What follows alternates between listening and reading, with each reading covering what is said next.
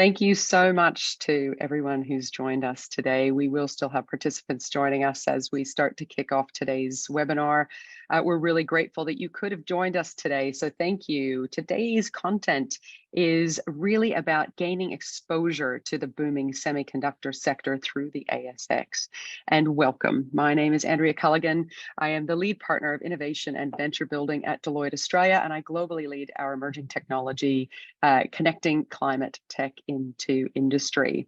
On behalf of BluGlass and Share Cafe, it is my pleasure to welcome you to the second of our expert roundtables, where we are continuing to deep dive into global trends, opportunities, and challenges in the global semiconductor industry, while also exploring what Australia's role in this particular sector looks like decades ahead. In today's session, titled Gaining Exposure to the Booming Semiconductor Sector Through the ASX, we are turning our attention to the ASX's nascent semiconductor industry and, of course, Australia's growing role within the global $1 trillion semiconductor industry. And joining me today is a panel of very highly credentialed sector experts comprising of ASX CEOs and analysts. So it's my pleasure to introduce you to the panel. I'll start with Kobi Hanach. He's the CEO of ASX-listed memory technology developer Weebit Nano. Kobi has 43 years in engineering management, and exec roles in the semiconductor sector. Prior to Weebit Nano, Kobi was VP Worldwide Sales at Vericity, where he was part of the founding team that grew the company to over 100 million in annual sales, which also, of course, facilitated its acquisition by Cadence Design Systems for a whopping 315 million US. He was also VP Worldwide Sales at Jasper, doubling sales in 3 years before it was acquired by Cadence for 170 mil US. So obviously, Kobi has a lot of experience in starting and scaling businesses specific to this sector, with a lot of relevant experience as an executive. Scott Jeweler is also joining us. He's president and CEO of a semiconductor technology and capital equipment company, Revasum Incorporated. And I love that it's called Revasum. Scott has more than 25 years semiconductor experience across corporate strategy, tech development, and operations at industry leaders, Global Foundries, Mitsubishi Chemical Group, Amcor Tech, and Ultratech. He holds 7 patents and is the author of numerous articles on semiconductor chip industry trends and manufacturing tech. Thank you so much for joining us today, Scott. Of course, we also have James Walker, the executive chair of one of Australia's only vertically integrated semiconductor manufacturer, BluGlass Limited. James is an experienced leader in commercializing technology in new markets, with exec and non-exec director roles at ASX-listed and UK AIM listed companies, as well as other high-growth businesses. He has over 25 years experience as a chartered accountant and company secretary of various high-growth private companies, and he successfully completed the ASX IPO of the Dockyard and Drone Shield, and before that was the CFO of Seeing Machines, an AIM-listed company that utilizes advanced algorithms for detection of driver fatigue and distraction. Thank you for joining us, James. And last but definitely not least, we are also joined by Marc Kennis. He is the managing director of research firm Pitt Street Research. Marc has been covering the semiconductor sector as an analyst since 1997. You don't look that old, Marc. He obtained an MSc in economics from Tilburg University in the Netherlands in 1996 and a postgraduate degree in investment and analysis in 2001. And since 96, he has worked for a variety of brokers and banks in the Netherlands, including ING and Rabobank, where his main focus has been the tech sector, including semiconductors. And since moving to Sydney in 2014, he's also worked for several Sydney-based brokers before setting up TMT Analytics, an issuer-sponsored equities firm, research firm, I should say. So we have an incredible wealth of knowledge and experience and capability. Thank you all so much for joining me today. This is not a small topic, in particular the sector, and we have a lot of questions to put to our panel. But ladies and gentlemen, if you have a question for any one of our experts today, if you can please pop that question in the Q&A, and we'll try to get through as many as possible before or possibly at the end of the session. So definitely keep putting those questions into the Q&A box, and we'll hopefully get through them as we go. So we've got a lot of introductions out of the way, a lot of content, really excited to crack into it. Kobe, I'm going to start with you because I think there's a lot that you can bring to the table. And also, I realize it's a very interesting time zone for you today. You're currently in Israel. I think it's about 1 a.m. We've got that team Yeah. sitting all over the world today. We've got Australia, we've got the US, we have Israel. So it's definitely a global view around Australia's role. And you are obviously very passionate about the need for Australia to invest in a local semiconductor industry. Tell me, what would a local industry look like? You're here a lot and you've also got this view from outside. So what would a local industry look like and what level of investment is required? Well, first, thanks for having me here. Yeah, I think Australia has many similarities to Israel in the sense of size. I guess it's double the size of Israel, and but kind of culture, if I can say, is also kind of similar. And Israel, people often call it the startup nation. We have, I think, right now the count is about 8,000 startups in the country. And it's always surprising for me that I come to Australia and there is, hardly, I mean, it's not that there isn't any, and, we have BluGlass, of course, and others, but it's rather surprising for me. And, I fell in love with Australia once I started traveling to Australia. And I really believe this is important. It's strategic. Today, semiconductors are everywhere, and a country that doesn't have any semiconductor activity, I consider it, even if I may say so, vulnerable to a certain extent, and it's just really important to feed this and setting up startups. I'm not talking about big manufacturing plants which cost billions. You need to start from something simple of just getting that going. Yeah, I started my first business, and prior to Deloitte, I was a founder in and out of tech, and I started my first business in Australia in 1998.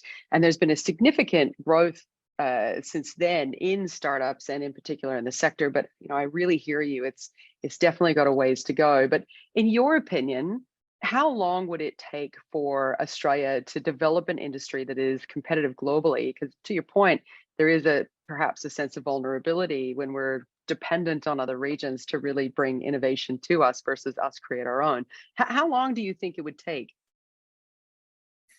The nice thing about startups is that, it's very easy to start setting up, startups. The government, obviously there needs to be government support here. So the longest thing maybe in setting this whole thing up is getting the politicians to understand how critical and strategic this is.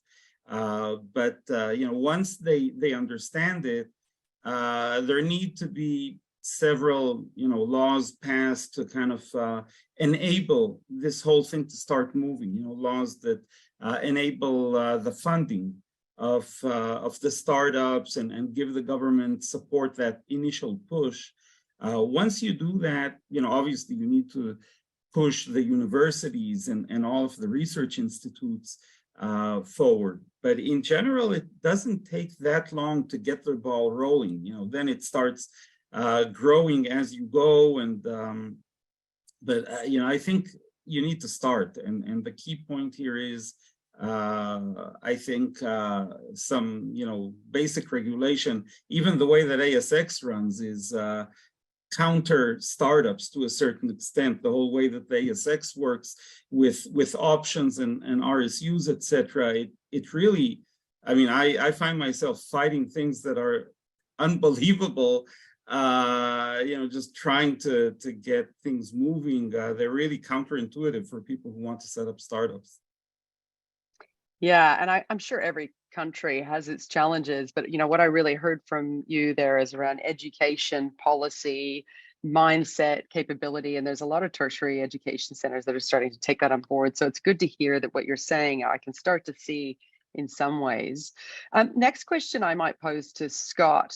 Scott, you've got a fair bit of experience around the US as well, and I'm keen to understand how much will the signing of the CHIPS Act stimulate the US semiconductor production to the sector, and how in particular can Australia harness this? Well, it's interesting. I think, obviously the amount of money that the US government wants to put into the semiconductor industry, after 33 years in this industry, it's kind of nice to see the government recognize it. I think they only noticed it when car production, was impacted, was probably what the trigger was, because that employs so many people in the United States. I think, to be honest with you, my personal view is that it's kind of open to be determined yet how that's going to affect the U.S. Obviously, some of the big semiconductor fabs, Global Foundries, TSMC, Intel, are going after that money and are probably going to get a large chunk of it. The official grants aren't going to be stood up until February, and so what I'm curious to see is how much of the ecosystem, how much of that money goes into the ecosystem supporting those fabs. I mean, if you look at it at a very high level, obviously the government wants more companies that can produce, high-end chips for AI and for other processors. But the reason why Taiwan and other regions have been so successful at manufacturing is because this complete ecosystem, which includes materials, equipment manufacturing, small suppliers that do spare parts and consumables. And so, my hope is that when it comes time to actually allocate funds, that those portions of the industry also, are able to access funds. Because I think in the absence of that, you basically are just taking capital risk away from companies that are making money already, and you'll end up with overcapacity, and you'll create a worse problem than you have now, because you'll have more fabs that are not fully utilized or at a cost disadvantage globally. And I guess I'm still on the fence on how that's all going to work out for the U.S. I think for Australia, listed companies like Revasum that operate in the U.S. and listed in Australia, is an avenue for that, and to pull some of that higher level activity into suppliers and companies in Australia that can participate. So do you think, maybe, are you already starting to see benefit then from the new legislation? Because what you're talking about is, how do you look at what I'm hearing, I suppose, is the balance across the whole of the ecosystem to be distributed through the act, and are you then seeing some of the benefit as well, not just one area or other areas? Well, so the actual grants are going to start in February. They'll stand up the applications in February. So we don't know yet. We expect to receive some money, and we've got a queue of projects that we're going to request funds for. But like I said, I don't know now, because our needs are small compared to these kind of high dollar projects to build actual leading edge fabs.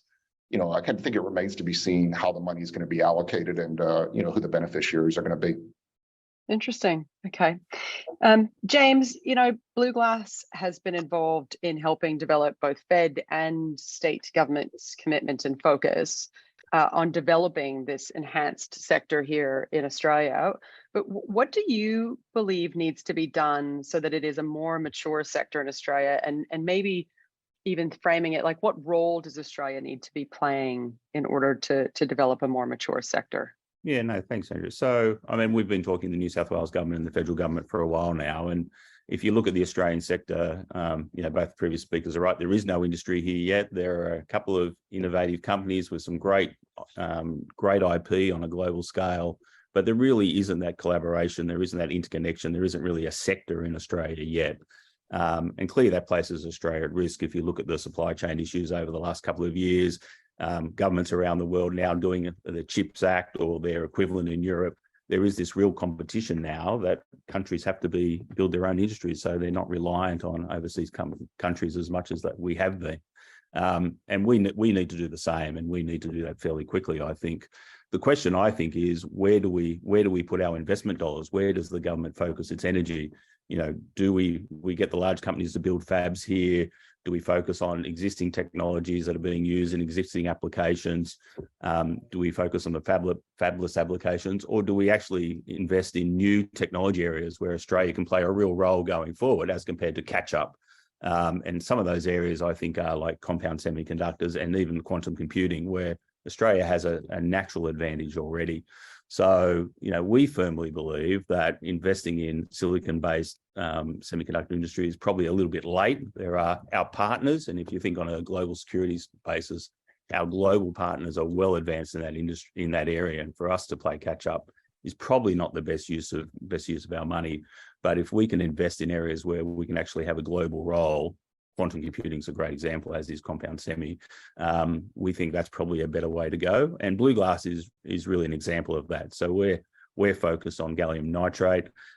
We think that is definitely one of the areas of focus going forward. I mean, it's a leading candidate for all electronic performances in future applications. So we think GaN is an area that the government should probably focus on, because it will lead to a lot of new technologies going forward. And that's where BluGlass is playing, and that's where we would like to see investment in an Australian sector to really build an industry here where we can not only just be self-reliant for our own needs, but have a role on a global stage in these new developing technologies. Yeah, I think it's that where to play, how to win question and answer. Where do you play the largest part of that value chain? And it sounds, you've just spoken about compound and quantum, especially around GaN, and maybe that's something, from a government perspective, we really need to be considering, which is, Marc, where I'm going to hand to you. We've got the Australian Strategic Policy Institute. They've recently called for about a $1.5 billion investment in a domestic semiconductor manufacturing industry. Question to you, would a $1.5 billion investment enable Australia to be competitive globally if we were to really focus on those areas, given we're seeing significantly larger investments in the US, Taiwan, and Korea, and of course, they're very mature sectors.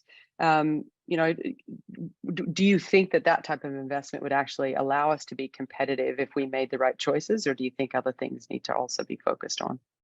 Yeah, look, when I read that report, I thought, and it talks a lot about manufacturing as well. I thought, well, that's pretty ambitious on just 1.5 billion, right? Because the short answer to your question is not nearly enough. It doesn't even begin to cover what needs to be looked at here.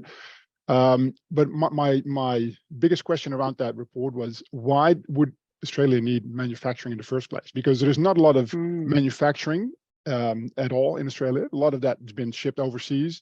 Australia is really a country that imports a lot of stuff that uses semiconductors, right? So from that point of view, why would you need a domestic manufacturing capability, large scale that is, right? So I'm not talking about smaller sort of niche type things. So that for me is the starting point. Why would Australia need that? I think because this manufacturing is not really Australia's strong suit. Australia is good in a lot of things, but I think manufacturing, it's proven over the years that it's not the best at that. There's other countries that can do that better, specifically, I think for semiconductors, because you're starting with a 40 to 50 year delay, basically, right? Other countries have done this for much longer. And I think it was mentioned earlier, someone mentioned ecosystem. That is a critical element to getting an industry started in any country, right? So, and that's missing in Australia because there is a lot of research going on, and I think really that's, by the way, the essence of what Australia should be doing, which is R&D and IP building, intellectual property. I think that's really, and I think James alluded to that as well. That's where Australia should focus, not so much manufacturing, because you're way too late to do that, and there's no ecosystem. I think Scott mentioned all this ecosystem of small, part suppliers, consumables. It's really it's really a long road to go, and I think you'll be 20 years down the line before you get that got that set up. So that's a long answer to a simple question, really. So I think the focus for Australia should be on R&D. There's already R&D going on at the University of New South Wales in quantum computing. Some other universities are doing some stuff as well. I think if you focus on IP creation, IP generation in the longer term, that's really where that money is probably best spent going forward.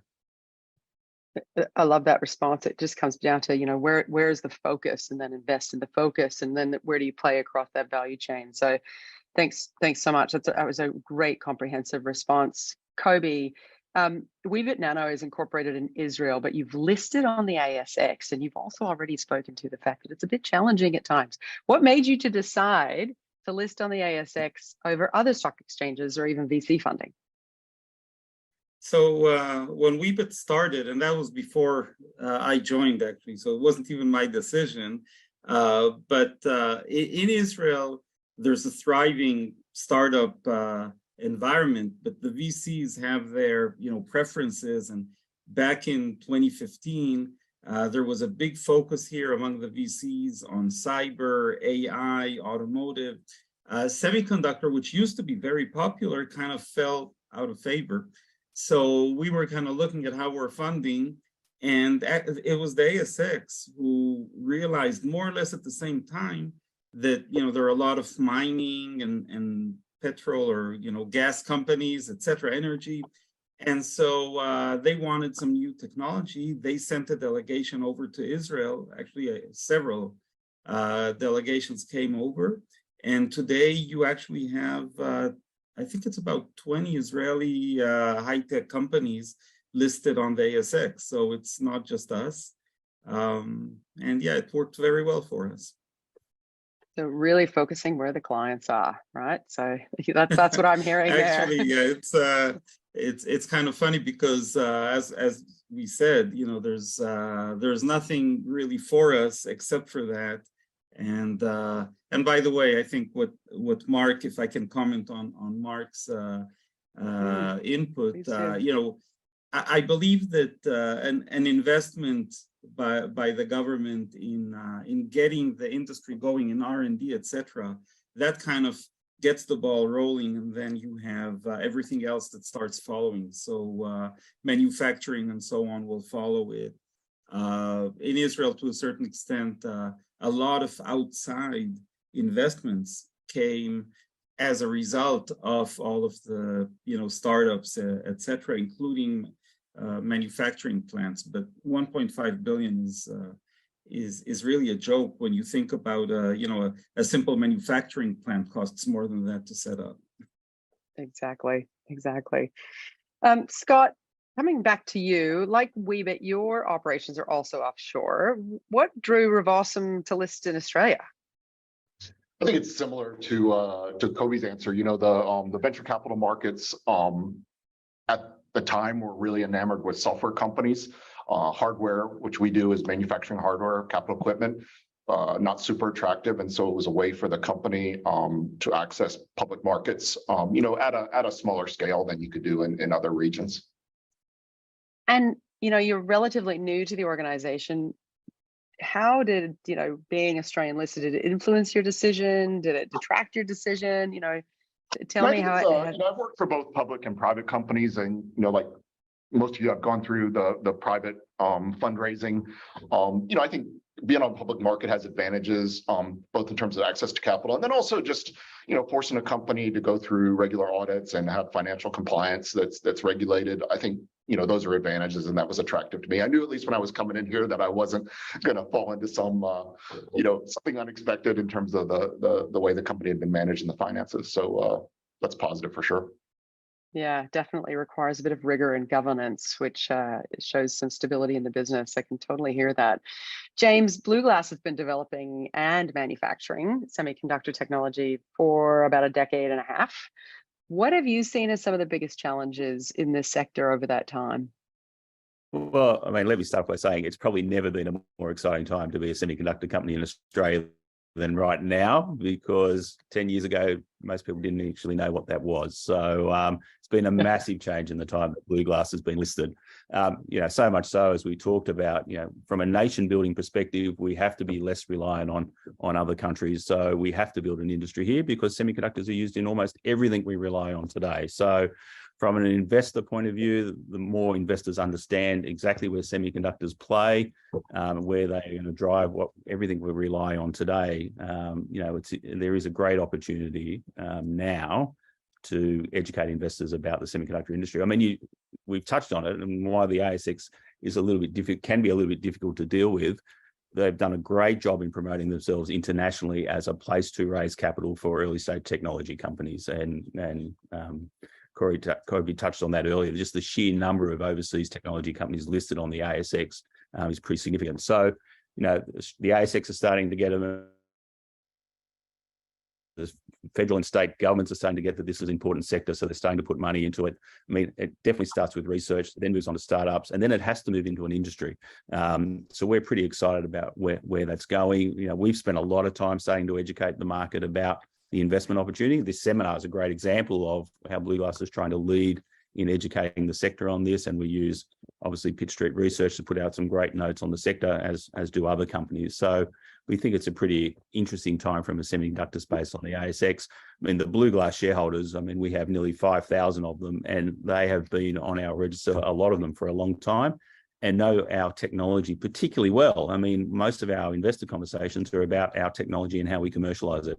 Our investors are pretty highly educated about what we offer on the market. So we're committed to continuing the education process because we think educated investors, are a great way to help create the industry side by side with government incentives and government help. So, it's been a great journey, and we expect it to get more exciting as time goes on. So what I'm hearing is it's definitely a industry and sector of interest. It still requires a bit of education with some of the investors to show the value in that industry growth. And those that have been in this sector or starting to be in the sector have stayed around since that time. So that's great to hear there's some momentum. Marc, what does Australia need to do then to attract more companies that are part of this ecosystem to Australia? Yeah, it's a good question, because that's what it starts with, I guess. How do you get these companies over here? And I think it's a chicken and egg situation, because the companies won't come if there's no local talent to work for them, right? And the other way around, the same thing. So it comes back to the point I made earlier. I think it starts with education in universities and making connections specifically with technical universities. Kobe alluded to how that's worked for Israel. We've had a similar situation in the Netherlands, where technical universities are really closely entwined with the chip sector. One company comes to mind, which is ASML, which is probably the supplier of the most critical equipment in semiconductor manufacturing. That was a nothing company in 1985 when Philips set it up. And it's the market leader in lithography right now. But that couldn't have happened without the support from a local technical university. And so that sort of flywheel effect is what you need to get going. And so that brings me back to my point. It's probably a good idea to start spending a lot of that money, the government grants, on education, and specifically developing these sorts of studies at universities, and then try to work together with companies, local companies, but especially overseas companies, to jointly build that up. And it's a long road, but that's really the starting point, I think. And of course, tax incentives will help for people specifically to get them over to Australia. Again, fringe benefits, tax incentives, but also maybe lifestyle opportunities, because Australia is a great place to live, which for some people is more important than money. So I think it's a combination of a number of things that could really get the ball rolling here. Yeah, I think you've really focused a lot on that education and attraction to bring to Australia, and how we can, look at from attracting people from a lifestyle and opportunity perspective, but we also need to support the uplift of capability in order to meet that demand if we're starting to look at it externally coming to the country. So really great intel there. I'm going to start talking about the markets now, and my next question is for Kobe. With the acceleration of digitalization and associated data consumption and storage, we've got a really exponential demand on advanced memory tech. Can you tell us about the global scale of the memory market today, and what in particular is driving that growth? So you already mentioned semiconductors are going to be $1 trillion market in the near future. Memories are the largest segment there. But by the way, a side comment for the previous discussion, I sometimes show a slide which shows the top 10 market cap companies in the world. 9 of them are either semiconductor companies or heavily dependent on semiconductors, kind of to give people a feel for just what we're talking about. It's not a small, side segment. And so it's a big segment. It's $1 trillion segment. Memories are now the largest segment in semiconductors. Anything you do, you always need memory. You need, when you turn on the machine, you want there to be a memory that software is sitting there and running. You have tons of data, and just think of all of the data gathering, if it's all kinds of sensors, if it's surveillance cameras, if it's all the videos on TikTok and Instagram and whatever. So this is a very big and very fast growing market. Even just the domain that we're in, which is non-volatile memories, and I won't go into all the technical stuff, but just the non-volatile technical domain is growing to be more than $100 billion US in the near future. That's a fairly large scale size of the market. Where do you see Weebit Nano's role in that particular area of the memory market? So I mentioned we're in the specific domain, which is called non-volatile memories. Those are the memories that don't lose their main data even when you unplug them from power, like a USB stick or something. So Weebit is developing a new kind of technology for this market. The existing technology, which is called flash, has been around for several decades, which is a lot of time in the technology sector. So it has quite a few limitations. Weebit's memory, just to kind of quickly mention, it's 100 times faster than flash. It consumes just 1% of the power relative to flash, and it's much easier to manufacture than flash, et cetera, et cetera. So it's more cost effective. So we have a very good technology that's creating now a big buzz in the market and a lot of interest. And in semiconductors, developing a new technology takes many years, but we're now at the point where the technology has been proven to work. We did what's called qualification, which is kind of a certification process to get a stamp of approval that we are ready for mass production. And we're now in that process of moving to mass production facilities and actually starting to get there. So revenues are now very close. Excellent. Well, congratulations. And it sounds like you're onto a very scaling space there. Scott, over to you. Revasum's wafer grinding and polishing equipment is designed for the silicon carbide market. Can you tell us about the advantages of silicon carbide over traditional silicon semiconductors and what applications are really driving that demand? Yeah, I think the clear driver right now is in automotive. So typically for the end user, silicon carbide in the power chain gives about 10 to 20% longer battery life and reduces charging times by about 50%. So obviously that created a lot of excitement in the market, and the leaders in the industry moved around 2018 to silicon carbide devices, and now, as we were in this EV replacement cycle with internal combustion engines, that's growing very rapidly. But I think those same properties, if you think about the green economy, over time as the costs come down, we'll find them. That same technology will find itself into other applications. Anywhere where you're utilizing electricity, like to turn a motor, you can still save energy in the same way. So I think we're very much in the early stage. And I like James' comment. Silicon carbide is another compound semiconductor or high bandwidth semiconductor material, and those fabs don't cost $15 billion to build, right? They pattern at much larger geometries. They're more cost effective. So I think the Australian market, what James said, makes a lot of sense. And it's a high growth. In some ways, it reminds me. The market that we're in reminds me of semiconductor industry when I first entered the industry, 35 years ago. There's a lot of opportunity for innovation. There's a lot of new companies. There's a lot of activity. So it's an exciting place to participate and to support. So where do you think Revasum sits within this competitive market, and what are some of the things you're doing to differentiate? So like I said, we make grinders and polishers that are used to make the prime wafers. So primarily our equipment is used to make the blank wafers. They then go into a device facility where the devices are fabricated on the wafer. And it's interesting, in each of those markets, we have one giant competitor, who makes equipment for a variety of silicon applications and who kind of dabbles in the silicon carbide market.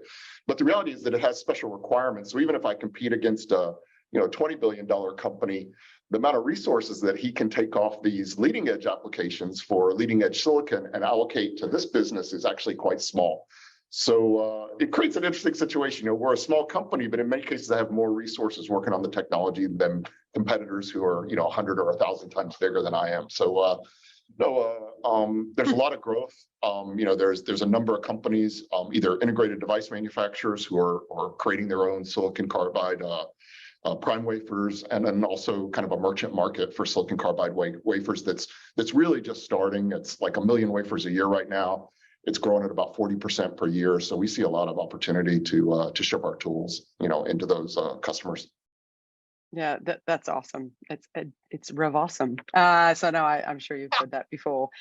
Just just a reminder to the audience, if you had any questions that you wanted to put forward, please feel free to put that in the Q&A, and we'll facilitate those questions as we go. Thanks, Scott. That was great. And pardon the pun, but I'm sure you've heard it 1,000 times. Thanks for humoring me with a laugh. James, look, BluGlass is developing, as you mentioned, this blue and green gallium nitride laser diodes and diodes.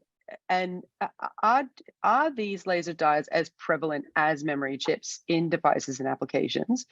And maybe also, if you can just help us understand, what are some of the applications that use these blue and green lasers?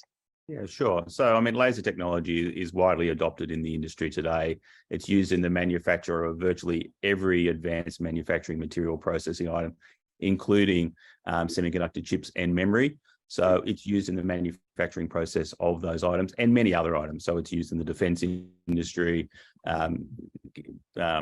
battery power, AR, IR applications. So it's used in lots of areas today, electric vehicles as an example. So the laser diode market is forecast to be by 2025 a $25 billion industry, and the GaN laser sector within that is the fastest growing segment in the laser diode space, and it's forecast to be 2.5 billion by 2025.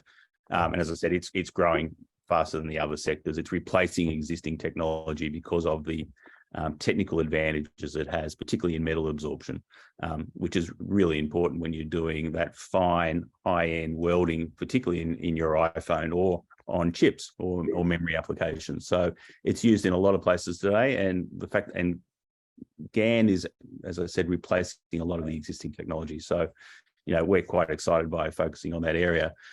What makes it particularly interesting for us, and why we focused on that area when we did a review of our technology about 3 years ago and said, where should we be focusing our energy? The GaN laser diode market was a space that there are few competitors. There are 2 large competitors in this space only. And what we're hearing from customers is they're looking for a supplier, a new supplier that is flexible on wavelengths and flexible on form factors. So we will be nimble and faster and have more variations of products than the current big guys today. So we're very excited to be focusing on that space today. Yeah, I really appreciate you kind of sharing that, because I was really keen to understand how you would be competing in this very, established space, and how that agility would that be a hindrance or a benefit? But it sounds like your customers are really valuing the ability to be agile. Am I kind of hearing that correctly? Well, so in our first series of products, that's absolutely key. Our first series of products will be, which we're looking to launch fairly soon, just direct competitors, existing products out in the market today, produced by Osram and Nuccia. And our customers are just desperate to get a third supplier in there and happy to work with us as we develop those products. So alpha versions of the products out in the market today, we've just announced, a massive milestone for us, which is on the reliability side, which will lead, another step closer to products being launched. And then the future of where our unique RPCVD technology actually plays will be in the producing of green lasers. And we think our technology will have a unique role in the green space, particularly on the advantages of RPCVD over the existing technology today. Love it. Now, if only Australia could also focus on the internet. James is cutting out a bit here and there. Sadly, we're not speaking about how we could solve that challenge, but definitely, I'm sure that'll be on our agenda in future sessions. Thanks, James. That's super helpful. And don't worry, we're getting across most of your content, but every once in a while, for those listening, there is just a small lag with James's internet. Apologies. Marc, now you've been covering the Australian semiconductor sector for a long time, numbers of years. How many semiconductor related stocks are on the ASX? And from an investor perspective, what do you think is the biggest misconception about the industry? Yeah, so there's about 10 of them, I'd say, at the moment. And if you look at the investors in this space, there's basically 3 camps, right? There's team pump and dump, who think everything is a scam. You've got the true believers, people that, like myself, can really see these companies flourish, given some time, and because that's really what this sort of semiconductor development requires. It's time. And there's a whole group of investors that's really interested in this space. but needs more education, as in, like what James said. A lot of people know the technology that BluGlass has, but that is probably not true for all companies listed on the ASX. They need more education. They're really willing to learn. They're clever people, but they just need to be a bit sort of educated on this space. And I think that's really where what the biggest misconception is, that that these stocks, because it's not sort of Australian, it's not native, so to speak, doesn't have a future here. I think that's the biggest misconception, because there's definitely risk capital. There's a lot of expertise already within these companies and in certain universities. So the misconception for me is that this doesn't belong here. I think there's a big future here for semiconductor related stocks. And I think if in addition to that, if you look at sort of other jurisdictions, Israel, the Netherlands have proven it, that education combined with public collaboration can really sort of take things to the next level. So. Yeah, so it sounds like you scale one, you scale them all. It's not you don't shrink the pond, you increase the value for all once you start to increase the education, and then of course you're looking at the ecosystem and the investment within it. So that's really good insight. Kobe, Weebit Nano announced a lot of technical milestones recently, including qualifying your ReRAM memory technology with your development partner and receiving the first silicon wafers, incorporating your tech back from your commercial partner's US fab. Can you give us a sense of the importance of these particular milestones from a commercialization perspective? And when can investors expect to see a commercial product or perhaps a volume in production? So, semiconductors, I often say it's the timescales used in semiconductors are months and years and not days. The process of developing the technology takes a very long time. And we are really happy that we got to the point where the technology was working in the lab, was working when we did our prototypes. But the key milestone for us was qualification. Qualification is a process that's defined by a big standards body. They define a long list of tests that you need to go through. First of all, they say you need to go through 3 manufacturing cycles and take chips from each one of them, a lot of chips. In our case, it was about 700. Each one of them has to go through a very rigorous set of tests. So, and at the end, you show that the chips managed to survive after all of that torture, and B, that all of them worked in a similar way. There's repeatability, there's uniformity. So the things that you need for mass production. So we've gone through that. We've shown that we're qualified. It's true that we did it with our manufacturing partner, and so it's not a mass production facility yet, but their facility is just like any mass production facility. It's very advanced. We now entered qualification with our first mass production partner, which is SkyWater. So that's going to take us several months. And once we're ready with that, we'll officially be ready for mass production at SkyWater. So we're now already working with SkyWater to sign up the first customers for that. There's a lot of work going on there. Getting people to use the technology for the first time is always a challenge. Everyone likes to see that the technology was already proven on someone else's product. But it's, we're there. I believe that in the next year, we're going to see the initial licensing agreements. They'll be coming in, trickling in. So we'll start seeing initial revenues of license and NRE fees, etc. And once those customers will get to mass production, sometime in 24, 25, that's when we'll start seeing the royalties and things will really be ramping up. Awesome. I love that the forecast is strong, and you've obviously got a roadmap that you're able to articulate, which is great. Scott, look, a quick question. Revasum's wafer equipment already supports very large 200 millimeter wafers. When is the silicon carbide market expected to transition from 150 to 200 millimeter wafers, and what impact do you think this will have on market adoption? Yeah, so there is some 200 millimeter silicon carbide production today. I think the challenges really get down to producing high quality boules, which is what the wafers are sliced out of, with a defect density that makes it cost effective. And I think because the end demand is growing so fast, a number of our customers will produce as much 6-inch product as they can while they bring up the yield on the 8-inch wafers. So I think the key thing is really when you transition from the bulk of the volume being on 6-inch to when it moves to 8-inch. And I think that's going to be probably the 2024, 2025 timeframe, but there will be a ramp, and it's occurring at a slow rate now on 200 millimeter, and will continue to accelerate over time. And the impact for us, on grinding, we participate both on 150 and 200 millimeter wafers.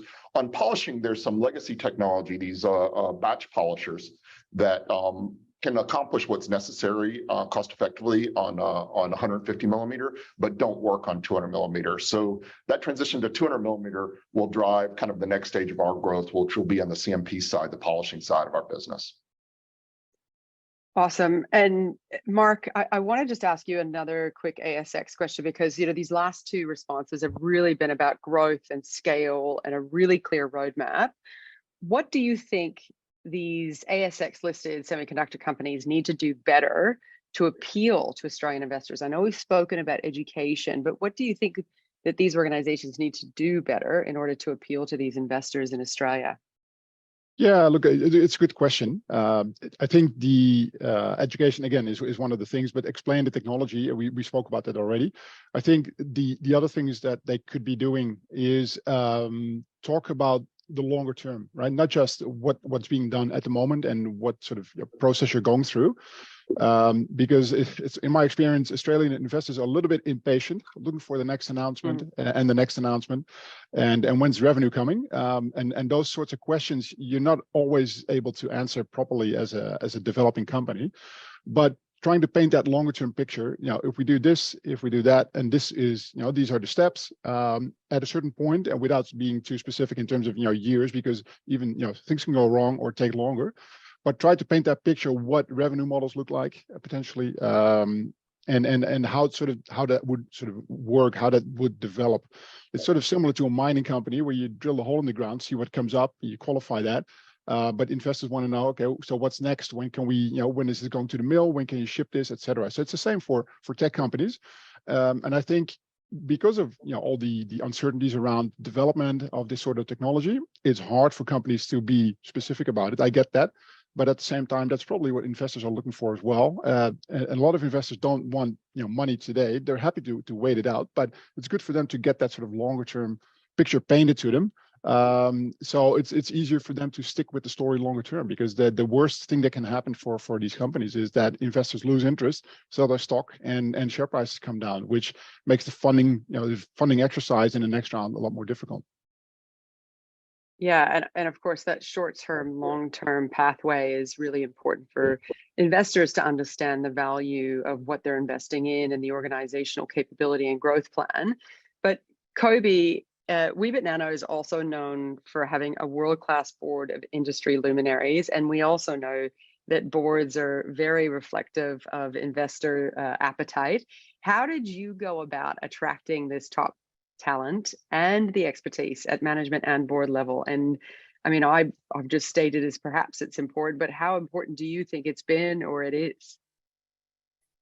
I think it's critical. I think at the end of the day, having a strong board and a strong management team is really the secret of successful companies.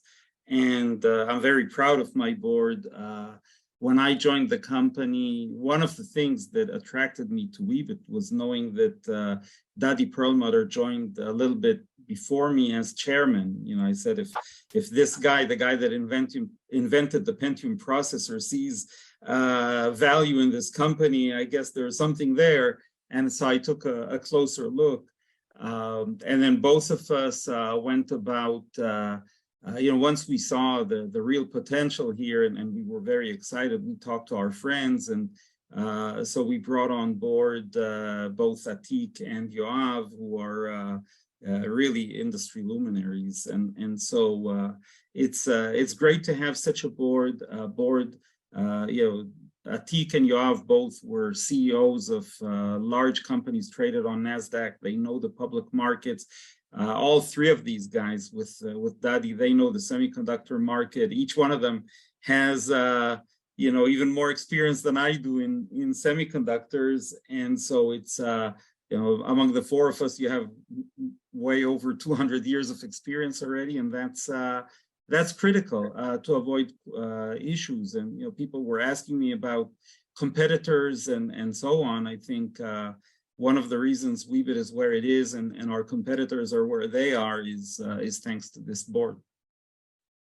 Yeah, I think that just talks to the criticality of top talent and experience really coming to play in order for success. James, a quick question to you. 20 years ago, Australia established the Australian Microelectronics Network to develop the semiconductors ecosystem, but 5 years later, they cut the funding instead of holding on for the long term. Australia should stay, obviously, for the long term if it wants to play a part and protect its sovereignty and talk about vulnerability. But why do you think now is different?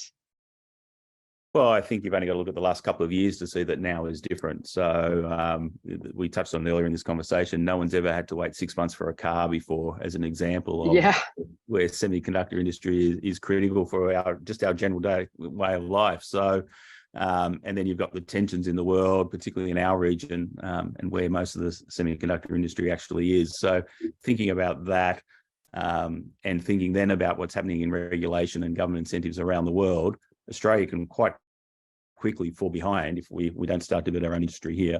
And as I touched on earlier, I think picking where we should be playing is probably just as important as as the decision to create an industry. So that's the real question in front of us. But we have to start building an industry here and building the talent. And as most of the speakers have said today, there isn't a lot of talent here so far today. And that led to BluGlass, for example. We acquired a fab in California in April this year, because in our manufacturing process, we had the capabilities for the first part of making a laser diode in Australia, but we could not do the rest of the manufacturing process ourselves.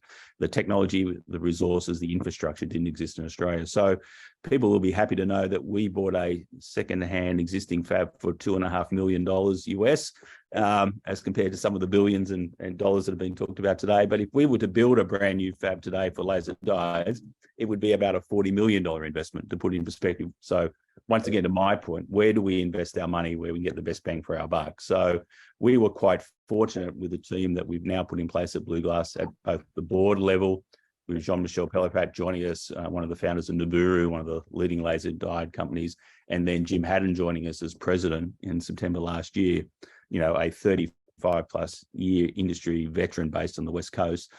With them joining, that then gave us the ability to attract further talent and actually the infrastructure to complete our program. So, we had to invest overseas because that technology doesn't exist today. Fairly hopeful, though, with the New South Wales government and the advanced manufacturing sector being built out in Western Sydney, that there is some potential to bring that back and some of those processes back to Australia. But it was critical for our own journey as a company that we build those resources in-house now, and that just happened to be in the US.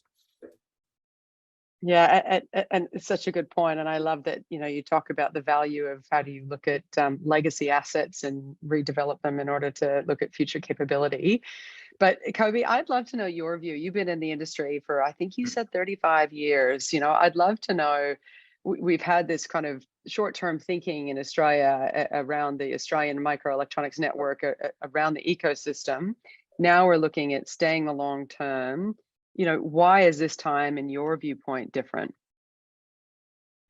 Well, the world has really undergone a huge transformation over the last 10, 15 years. And I refer to a slide that people really liked, I think, in my presentation. 10 years ago, there was only one semiconductor company among those top 10 that I mentioned earlier. You used to have all these petrol and financial companies in the top 10 market cap companies in the world. Today, it's the Facebook, Google, Amazon, et cetera. And by the way, all of these guys have pretty big semiconductor development in them. That's not their main activity, but they can't ignore it. So the market has changed. I think Jim talked several times about the fact that practically anything you touch today has semiconductors in it. You look at cars; the new cars have hundreds, many hundreds now of semiconductor components in them. Just think of all of these little sensors, that you stay in lane. What's the distance from the car in front of you? You touch the handle of the door and it unlocks the car, et cetera, et cetera. There are a million sensors and everywhere, anything you go. Of course, people think of cell phones and laptops, but it's just all around us. So just to touch the point, Tesla a year ago had a recall of 160,000 cars, and people intuitively think that it's the motor, it's the braking system, it's whatever. But no, it was the non-volatile memory stopped working. They wore it out. And it's that kind of thing.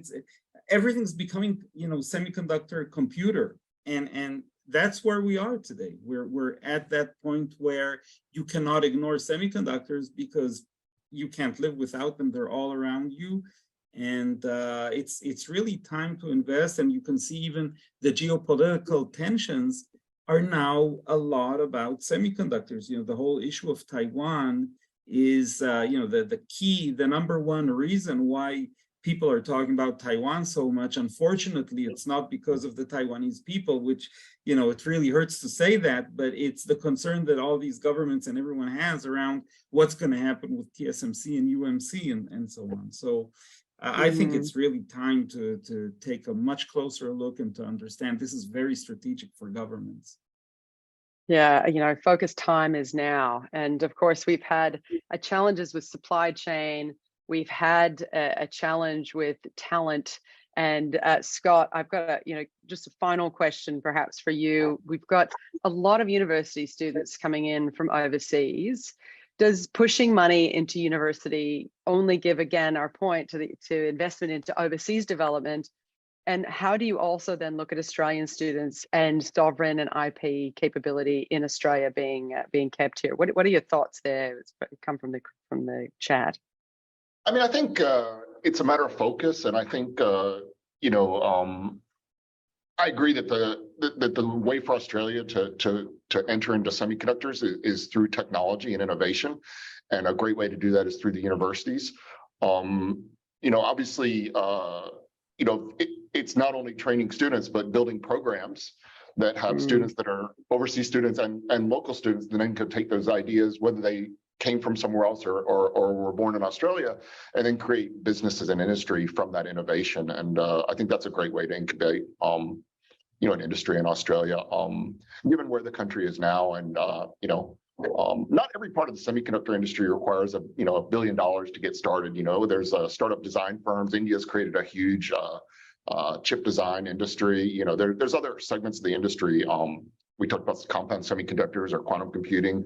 Those are areas that are ripe for innovation, and with money and smart people and resources, I think that can be made to happen. Thanks, Scott. Marc, I have the final question going to you, if you can do this in 30 seconds or less. But what can Australia learn from other semiconductor jurisdictions? Give us the top couple of points. All right. Well, in 30 seconds, you can't go it alone, as China has tried to do, investing 150 billion. What it shows now with the US basically cutting them off from leading edge technology is that you can't do this alone. And Australia is well connected in the world, right? It's got crucial partnerships with the US, strategic partnerships, as you said, the US, Europe, Korea, Japan. So there's a lot of sources to draw from, and you have to work with these countries, basically, not just companies within these countries, but the countries themselves. So I think the main lesson here is you can't go this alone. You have to build it up from scratch. And in the case of Australia, start with education, but really try to incorporate all these partners that you have already, because there's a lot of goodwill, I think, towards Australia in the world. And I think you should use that for this industry specifically. Marc, perfect finish to today's webinar. Thank you so much for all of your insights and expertise that you've shared with us today, panel. It's been a very stimulating discussion. I'm hearing things around it's time to invest. How do we make sure that we're educating and empowering not only our investors, but the ecosystem and talent and capability.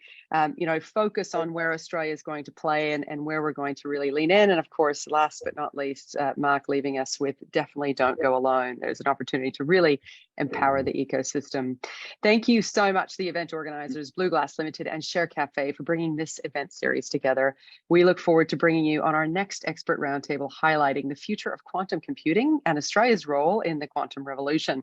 And most especially, thank you so much to our audience and our panelists today. Thank you again, and we look forward to seeing you again next time. Thanks, Andrea. Thank you. Thank you. Thank you.